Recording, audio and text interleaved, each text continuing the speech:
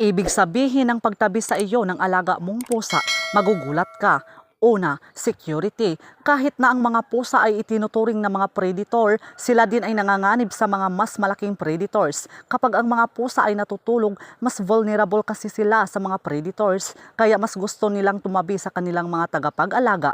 Ang pagtabi kasi nila sa kanilang mga tagapag-alaga ay nagbibigay sa kanila ng extra defense kung sakaling mayroong umatake sa kanila habang natutulog sila. Tumatabi sila sa iyo dahil pinagkakatiwalaan kanila. Pangalawa, warmth. Gustong-gusto ng mga pusa ang init, kaya nga kung mayroong parte ng bahay niyo ang medyo mainit, hindi magtatagal at uukupahin na niya ito.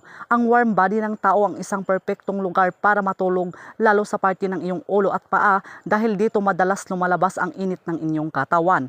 Pangatlo, territory. Ang mga pusa ay may mga territorial creatures dahil dito maaaring tinuturing nilang parte ng kanilang teritoryo ang iyong kama.